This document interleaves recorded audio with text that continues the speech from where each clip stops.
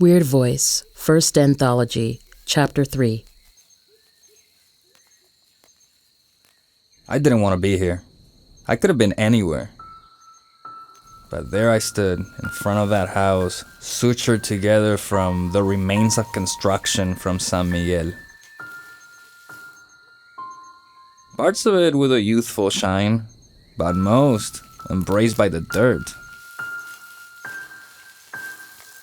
A small fuck ranch and where the fuck El Salvador? And me.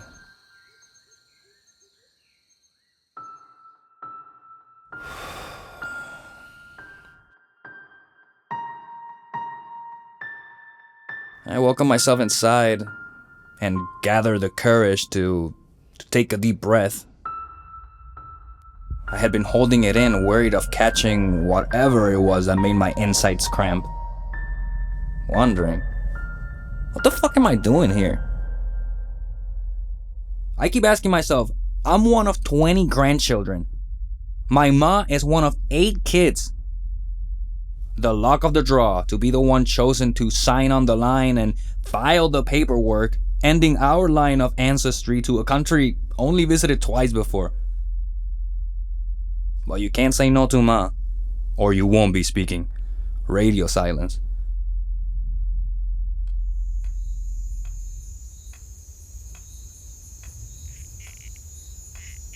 Sounds at night were more profound.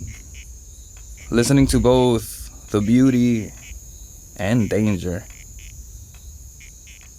Because you never know what's there to kill you, my ma warns. Always keep an ear open. But the reality is never what you expect. And as I took in the absence of humanity and the sense of things, I can only imagine remembering through the experience of someone thousands of years before. I thought, am I here? Shaking this off, I got to work. Containers of documents, layers of insects and their skin. Reading Spanish in cursive, fuck. If you know, you know.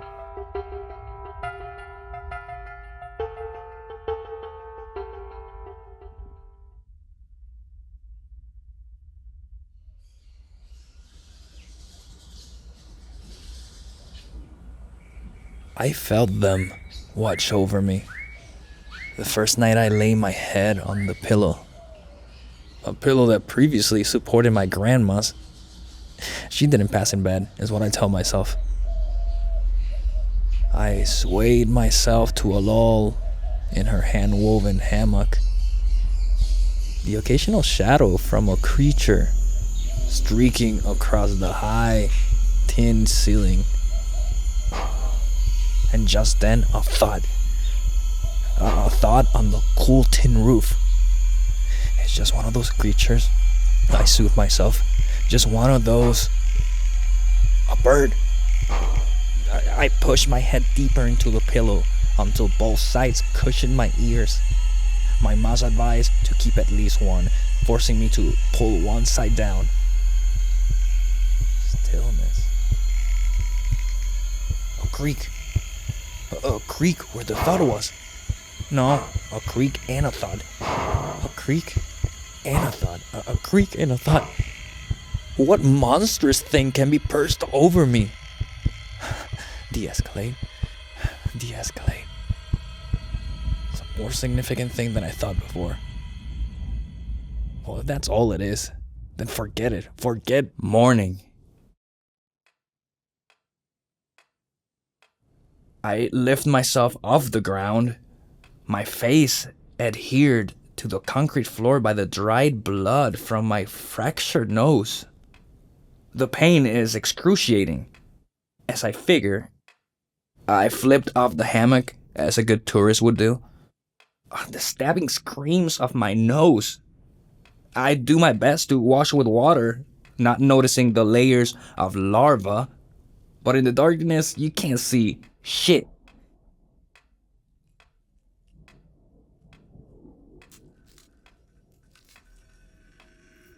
And then the happenings of the night before. The morning of.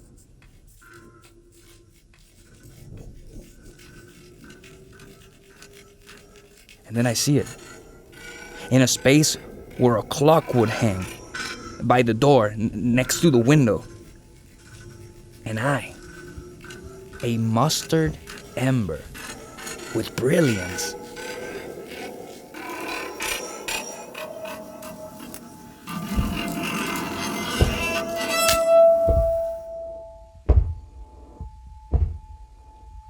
Although my heart was desperate to run, I felt invited by it.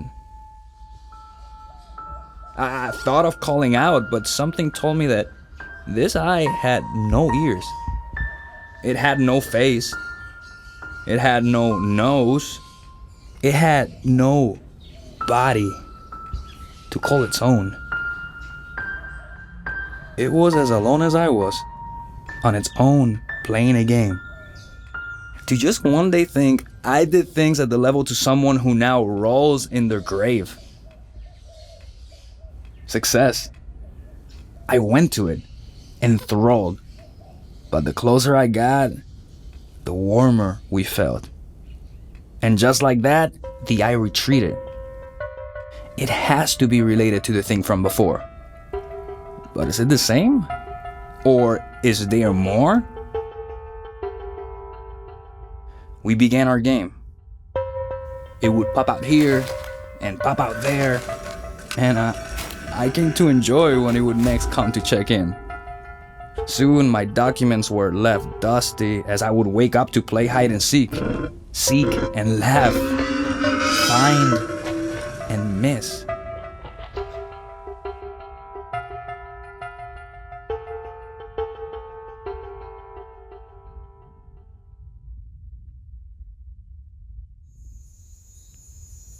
Then came one night. The eye stared down to me. My body lay straight, as rigid as stone. And it looked in. Over me, just looked. And I found my hand, my left, moving up my right, up to my elbow, up to my collarbone. I traced my naked skin down to my navel. The eye patiently watched. My hand moved lower until I gripped myself. My chatter quieted, allowing myself to exist. I let them watch me fully, entirely.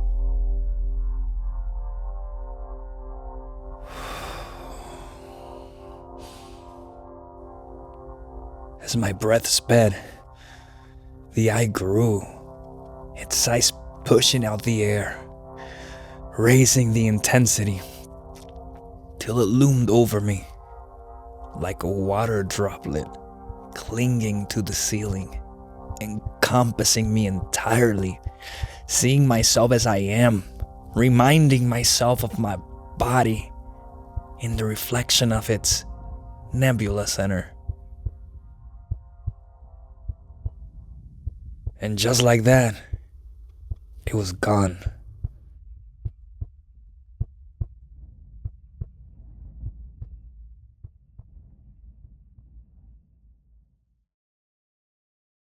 It didn't appear the next day.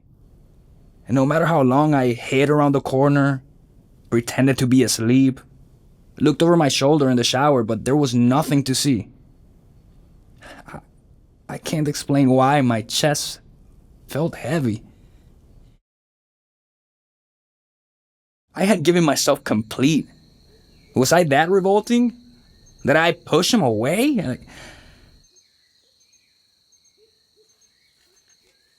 I returned to my files. I signed all the forms. I set my date to leave, wondering if I just fooled myself, hoping for the eye to crack that concrete wall and wrap its tentacles around me, pulling me into the earth, finally rooted as I always desired to be.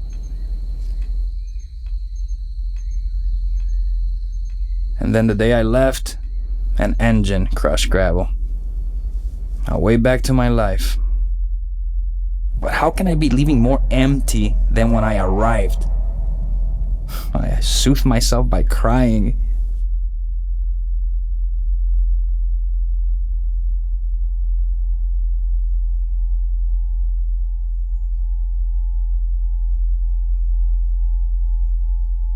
And as El Viejo calls for me, I heard a scratch.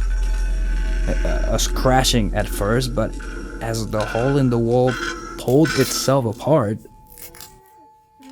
there, an eye. A new eye. This one was lavender. Was it reborn? El Viejo asked if I'm coming, okay?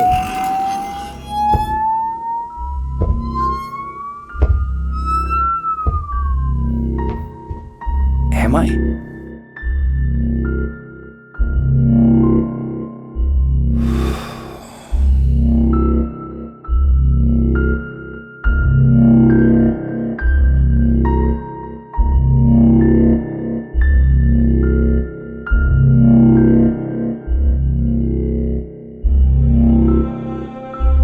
Ojo was written by Exal Iraheta and performed by Tommy Rivera-Vega. It was engineered by Cruz. Weirdvoice is an anthology of haunted stories. Each chapter is created from scratch by the Ice Core Collective in Chicago. The Ice Core Collective is Michael Gilio, writer and performer; Exal Iraheta, writer and communications; Aviva J., writer and performer; Ele Matelan, Foley artist and sound designer; Matthew Muñiz, director, producer, composer, and production manager; Brett Neveu, writer and producer; Maya Reeder, sound design, mixing, and producer; Rich Sparks, visual artist, writer, and producer; and Neil Verma, director, field recordist, and first anthology producer. Special thanks to Leah Cole. Find us wherever you get your podcasts. For more, visit our website at icecorecollective.com. Weirdvoice is recorded at the studios of Northwestern University's School of Communication and in the field. And now, quiet time.